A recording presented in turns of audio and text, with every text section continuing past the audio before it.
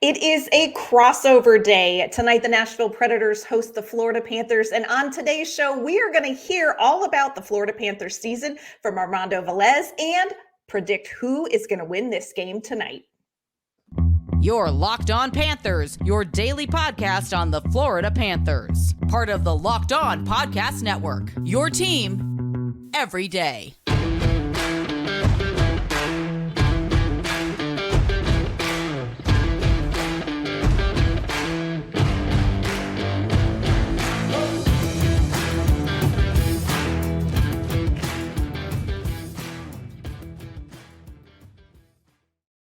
Welcome to this crossover episode of the Locked On Predators and Locked On Panthers podcast. Thank you for making us your first listen of the day. We are a part of the Locked On Podcast Network, your team every day. Of course, we want to start out this episode by thanking all of our everydayers who tune in every day to listen to our podcast. We appreciate your time. We love talking hockey with you all. I am Ann Kimmel. I'm a writer at the Hockey News, and I am usually joined by my co-host, Nick Morgan. But today on a special crossover edition, I am joined by the host of the Locked On Panthers podcast, Armando Velez. Armando, how are you? I'm doing well, Ann. Thank you for having me on for this crossover edition. And it's not only a crossover as far as Locked On, but the Hockey News as well. So it's double the crossover here. That's right. We're just coming at you from all angles when it comes to hockey on this episode. Big game tonight, hosting here in Nashville at Bridgestone Arena. The Nashville Predators are hosting the Florida Panthers in a game that feels a little must-win for the Nashville Predators in January. And we're going to talk about this game from the Nashville perspective coming up in a little bit. But first, I am going to grill Armando because I want to get some answers to some things that have been happening with the Florida Panthers this season so far. Of course, very good season going on in Florida right now, second in the Atlantic Division behind Boston. But I want to go all the way back, Armando, and talk to me about preseason with the Florida Panthers. Where were expectations, in training camp? What does this team expect to get out of this 2023-24 season? The expectations were such a mixed bag between the people down here and also the national media, because there was that talk about, they made the run to the Stanley Cup final, but they're dealing with injuries going into the first 16 games of the season. At the time, we didn't know it was 16 games with the injuries of Montour and Aaron Ekblad, especially during the exit meetings, speaking about how they're going to miss the start of the season. Goaltending is so up and down with year to year. Didn't know what kind of Sergei Bobrovsky you were going to get as well. And also with the depth pieces, Oliver Ekman-Larsson, one of them, Nico Mikkola, and even Mike Riley, who's no longer with the Florida Panthers, was claimed off of waivers by the New York Islanders. There's so many mixed things about it. And also to add on to the injury of Matthew Tkachuk breaking his sternum in the Stanley Cup final, that's another thing. And the one thing I said before the season started is when the Panthers made the Stanley Cup final in 1996, the very next season in 1997, they got off to a great start as well. They carried that momentum into that. And I mean, this is a Locked On Panthers, Locked On Predators, so crossover. So the Nashville Predators are also familiar with this too, making the Stanley Cup final in 2017 and then winning the President's Trophy the very next season as well for them. So it's crazy what a run can do. And I mean, you couldn't have asked for a better situation for the Panthers as well. Although they have lost 4 straight at currently with them, and dealing with suspension from William Lockwood, who's suspended for 3 games as well for his hit on Marc-Andre Fleury. Thought it should have been a lot less. I'm not in the crowd that thought that Marc-Andre Fleury flopped there. But according to the NHL player safety, it was deemed as a reckless hit for William Lockwood. They're going to be without Alexander Barkov again tonight against the Nashville Predators as they do this one-day trip and back for the Panthers. And Mackie Samoskevich has been called up from AHL Charlotte and will be joining the Florida Panthers in this matchup against Nashville. And the thing is, the Panthers throughout all of this have gone all their Western Conference games out of the way throughout the season, including tonight. After tonight, the Panthers will only play one more game in the Central Time Zone this season, and that won't be until March against the Dallas Stars. So they got all that all the way. Their road record is points percentage wise is better than their home record, only because they played one more game at home. So it's basically identical. They're going to finish the next 4 games, three games out of the next 4 on the road as well. So it's a place where the Panthers have gotten a little comfortable in playing, and that's really been the key to how the Panthers have gotten here, especially 9-game winning streak. All that Sam Reinhart is on pace for 60-goal season. You couldn't ask for anything better from a guy in a contract year as well. And Gus Forsling, I mean, he has stepped up big time in Aaron Ekblad's absence, and even with Aaron Ekblad there, they've just been clicking as that top pair. So you mentioned Sam Reinhart. This is somebody I really kind of want to talk some more about. 28 years old. You mentioned he's in a contract year, currently tied right now with his career high in goals, just 45 games in, making his first appearance in the All-Star game, made his 500th NHL career point. You know, he's got this goal streak going for the Florida Panthers. What is going so well for him this season? Is it the contract year thing, or what else is it that's happening with Sam Reinhart that has just resulted in so much production? It's just confidence and just the ability to click with players that, I mean, for Matthew Tkachuk, it's his second year with him in the lineup on the power play as well. And even before Matthew Tkachuk came into the mix, he got 16 power play goals in last season and the season before. So 32 in a 2-year span combined. So he's getting familiar out in that bumper position with Matthew Tkachuk feeding him the puck. And even at 5-on-5 with Alexander Barkov, he's just more comfortable, because that's a line that really didn't work a lot last season as well for Sam Reinhart. He was mostly on that third line with Anton Lundell. And even in the few games that Anton Lundell and Sam Reinhart have been back together with in this recent stretch, which Sam Reinhart's goal streak actually came to an end. It was an NHL record in goal special team, 8 straight games with a special teams goal, an NHL record, and then a goal streak, which is a Florida Panthers record, passing Pavel Bure as well. But the ability to make other guys better too, that's another key that has been for Sam Reinhart's game this season for him. And just the contract year, yes, we can't deny that that has a lot to do with it. But also it's been about just the ability to know that you are in the second year of Paul Maurice's system too, in the comfort level. And honestly, he's doing it on both ends of the ice. He plays in all different situations too. He's with Alexander Barkov on the penalty kill too. And they just get a whole bunch of minutes, and he's just very reliable there when it comes to different those. And I mean, he leads the team in shorthanded goals and game-winning goals too. So he's basically the team MVP for the Panthers at this point. And the state of Florida has their advantages when it comes to taxes when it comes to net income as well, for what you can take a lot less as far as your AAV and your cap hit, and you will still take home more than someone like a William Nylander out in Toronto as well. So I think the Florida Panthers really do have an advantage as far as their opportunity to keep him. And Sam Reinhart was and you can't blame him. He was a bit disgruntled in Buffalo. He was getting 20 goal seasons, but it didn't result in winning. He was playing with a superstar like Jack Eichel as well, but there was just he's been through some pain when it's come to his playing career. And does he go somewhere else, take the money for a team that won't have the success of the Panthers? That has yet to be seen. But I mean, the Panthers and a lot of us are very confident that Sam Reinhart is going to eventually stay with the Florida Panthers. He's doing everything he can to get a great contract somewhere, for sure. Mm-hmm. I mean, he really is having a great year. Want to ask you about a player that our teams have had in common, Nick Cousins. We will not get to see him. He is injured, so he's not going to be playing in the game tomorrow, but he played here in Nashville, was a good player for the Predators, physical player. Now, Kevin Bieksa at the beginning of the month kind of called him out for his physical play, for maybe being a little bit of an instigator, maybe some, hits that were not as above board. I'm curious, what is your take on that as you've watched Nick Cousins play this season? How do you feel about that take about his performance?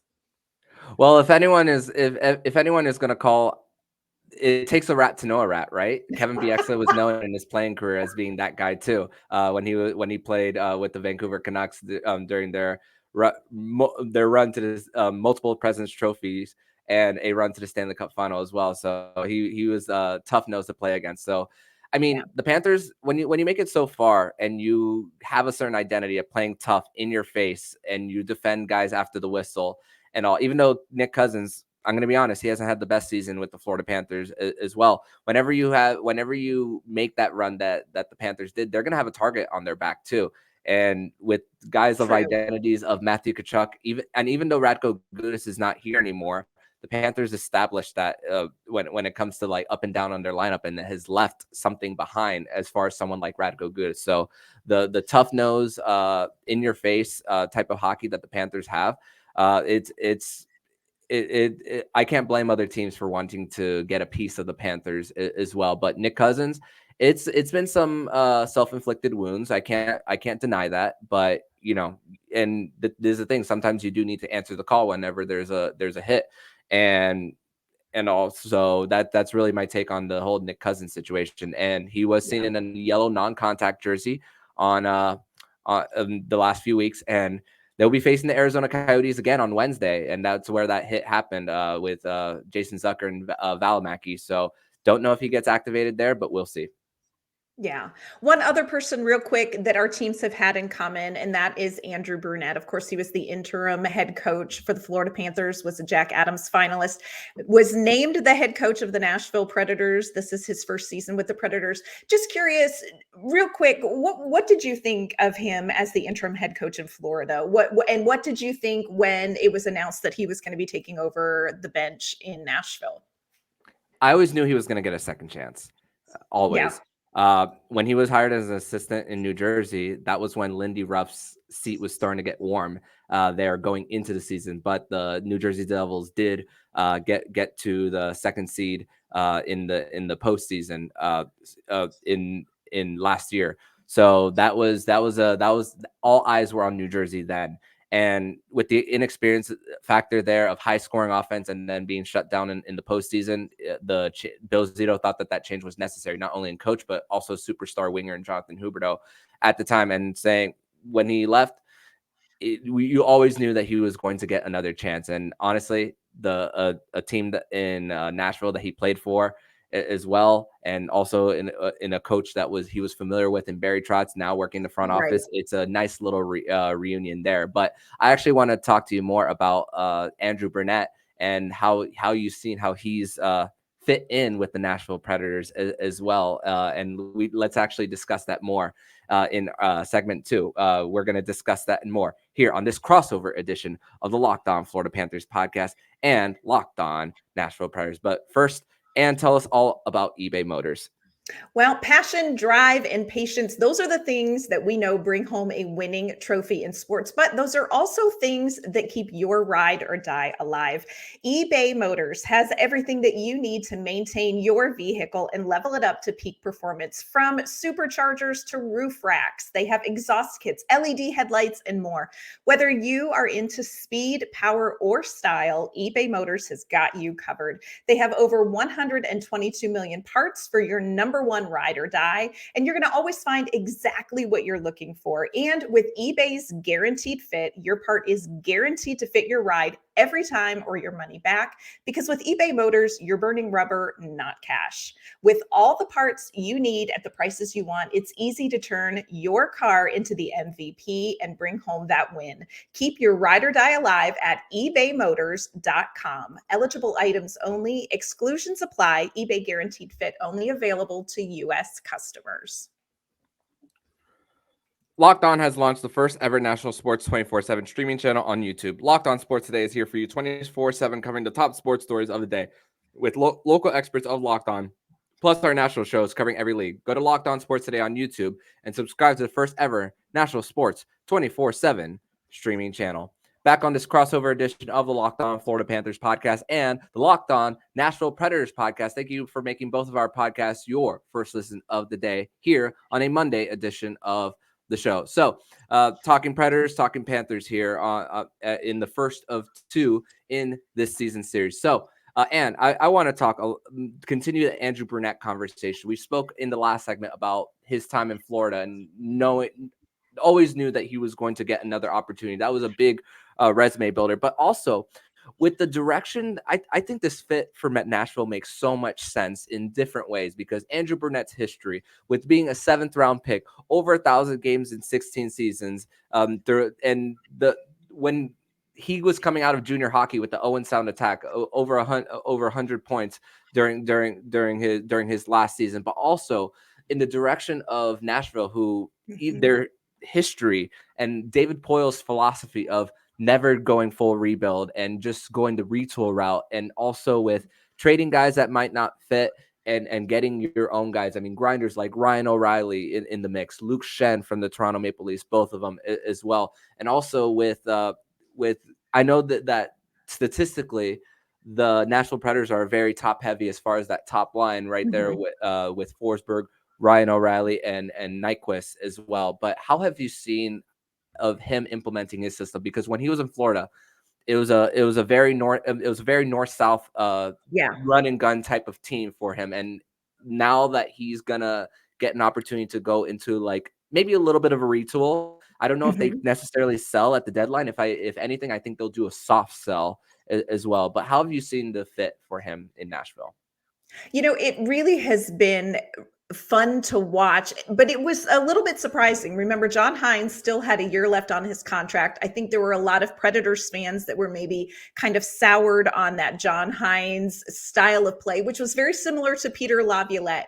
So Andrew Brunette really has been a breath of fresh air in the sense that it's that style you're talking about. It's that north-south. It's that run and gun. It's very offensive heavy. It's puck possession heavy style of play. And what we've really found is it's opened up play for some of Nashville's biggest players. You mentioned Philip Forsberg. Philip Forsberg is having a great season right now. He's got 22 goals. He's the points leader for the team. He's on pace to kind of match, perhaps exceed his career high from 2021-22.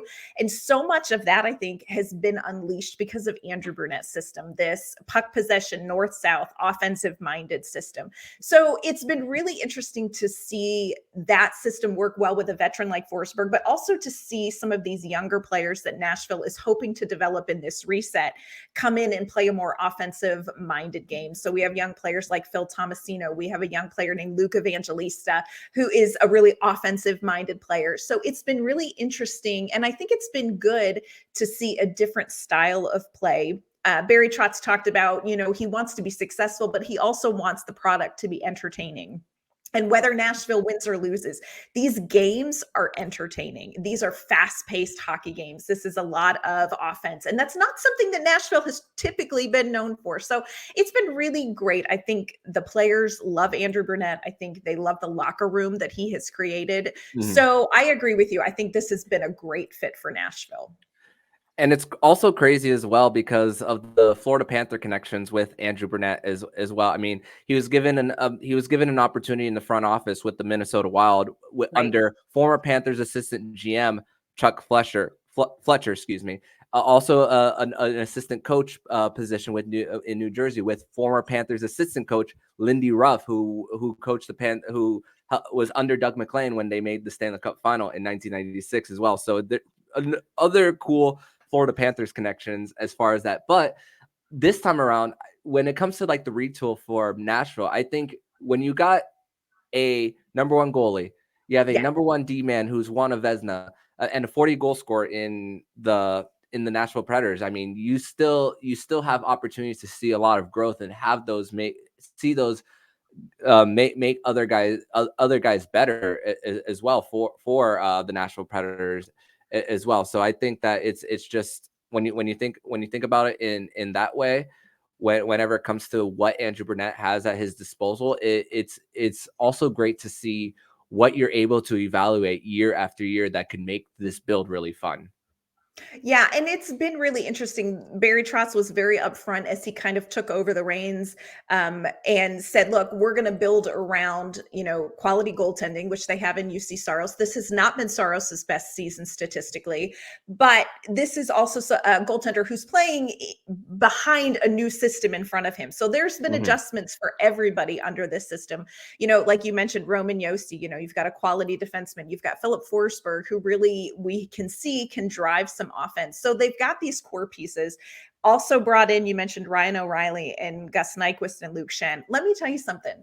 Ryan O'Reilly, you cannot underestimate what his addition to the Nashville Predators has done for a team in a reset. He changes everything. He changes everything. And Plays in he all does it situations too. he plays all situations. I mean, 5-on-5, he plays on the power play. He is a fantastic penalty killer.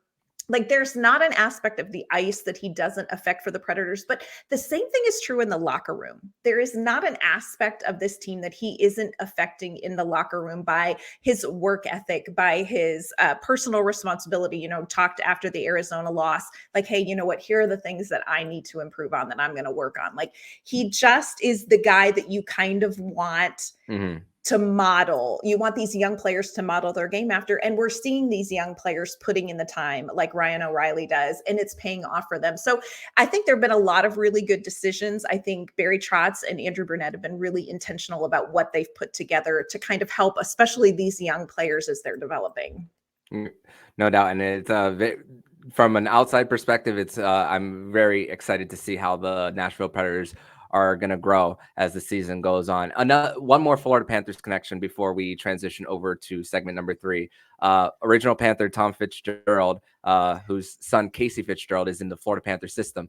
I thought it was really cool that what happened in the final round of the Loved NHL that. entry draft with the trade to David Poile, the first captain in Predators history, So and cool. giving him a draft pick as far as a trade in order to say goodbye properly as far as that. So I thought that was a really cool connection there. I So think that was one of the coolest moments of the draft. And just in case anybody was wondering, that 7th round pick, Aiden Fink, is tearing it up for the Penn State men's hockey program. So it was sweet, and it's also paying off.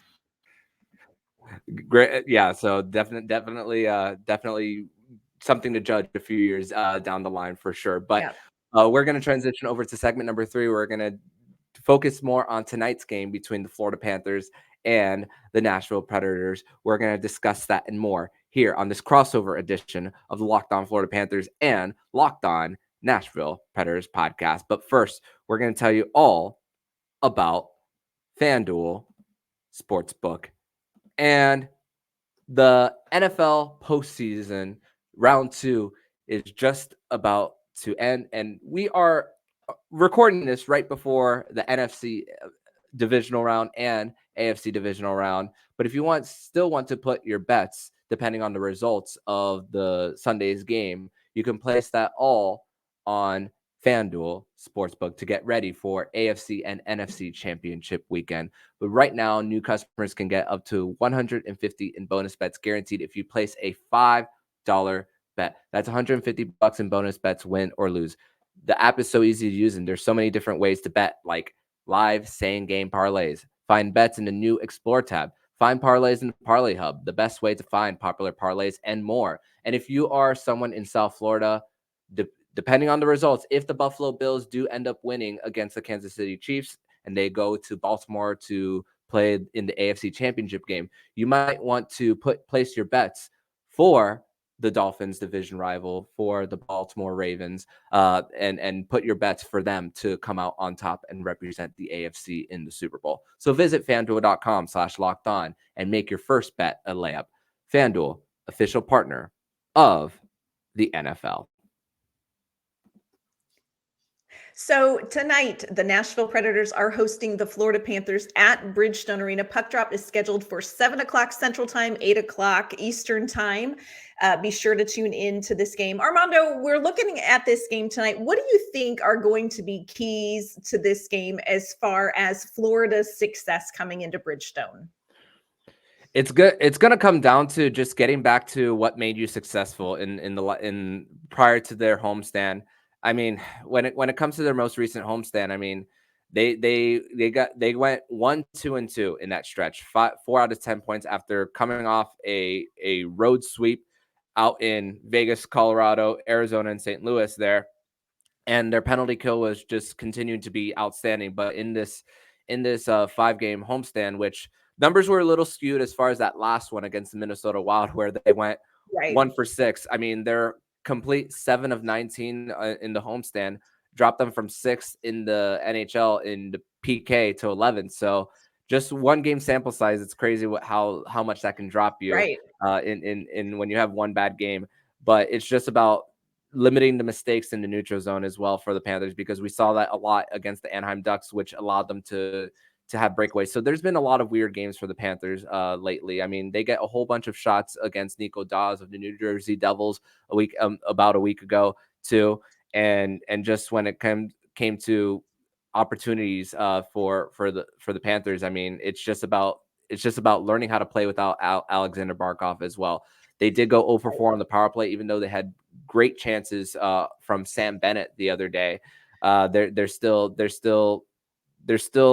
an opportunity for the Panthers to still get through. And Lundell, Luosterainen, and Reinhart, they're going to be, if you could shut down that top line of the Nashville Predators, they can find a way to win. But it's not only, I don't think the Panthers are phased by going to the penalty box. I mean, there was a stretch where they went 18 for 18 in the Eastern Canadian trip back in November. So it's just really about getting back to that for the Panthers as far as that, and just eliminating the rush chances for the opposition. As far as the Predators, which I'm seeing 6-4-0 in their last 10. There's just the last team in the Western Conference, Yes. and I know we spoke about retooling and maybe a soft sell, because honestly, they're probably the fourth biggest surprise, in my opinion, this season, behind Mhm. the Flyers, Jets, Canucks. I would say the Predators are maybe the fourth biggest surprise as far as preseason expectations for me. But as far as what the Predators need to do in order to come out with a win, what do you think needs to happen for them? I think so much about this game is going to come down to the Predators' defense, whether it is UC Saros in net or whether backup Kevin Lankinen gets the start. I don't know that that matters quite as much as how the defense plays in front of them. And, we talk about Sam Reinhart and we're talking about just the year that he's having. It's a lot of support in front of Saros. And that has been something that the Predators, when they have breakdowns, has really cost them. So for me, I think this is going to be a really important defensive game for the Nashville Predators.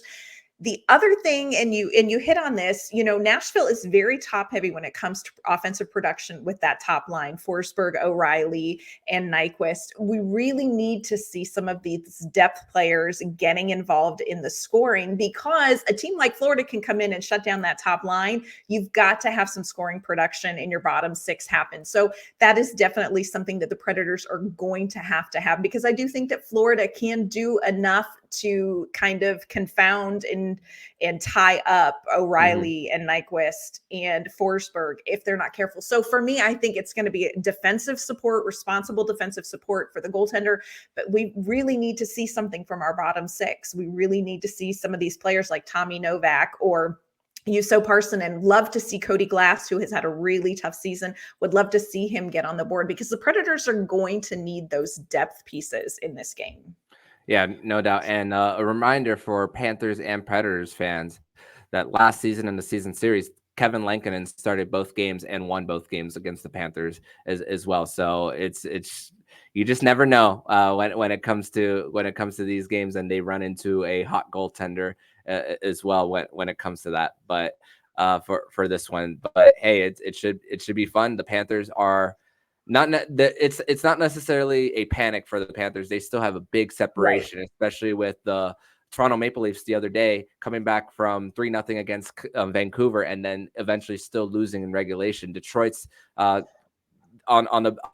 having a better season than a lot of people expected. So they Agreed. don't want to get too much into a bad streak that they allow those guys to catch up to them. But it's really about just extinguishing a small fire, and and I said that even before their loss against Minnesota. Hopefully it doesn't get any bigger for the Panthers here. Yeah, and I think for the Nashville Predators, they're coming off a loss in Arizona. I don't think they played the way that they wanted to play. But one thing that has been interesting about the Predators this season is that they can go out and lay an absolute egg. I mean, they can have a game that is just so terrible and then come back the next game and have just an incredible response game. They've done that twice, late, just been terrible games against Minnesota and Anaheim Ducks, and then come out and beat Dallas in their next games. So it's going to be interesting to see, can they continue to bounce back when they've had performances that have been subpar, or is this going to become a habit that's going to catch up with the Nashville Predators? They've got to get all the wins they want if they want to stay in the wild card race. So tonight, I think is going to be a great game at Bridgestone Arena. No doubt, and I'm really looking forward to it for sure. And hey, three of the next four for the Panthers on the road. It's got definitely for them. They got to finish strong. Also, one more note, one more Andrew Brunette connection. The guy that he's the Patrick Waugh, his very last goal given up was against Andrew Brunette.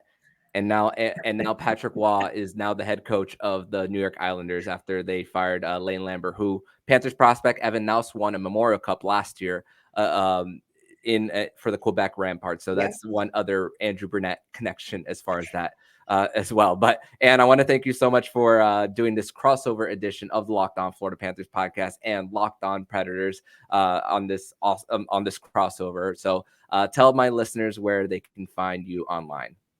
You can check out the podcast anywhere you get your podcasts, and on YouTube. You can find us on social media at LO_Predators.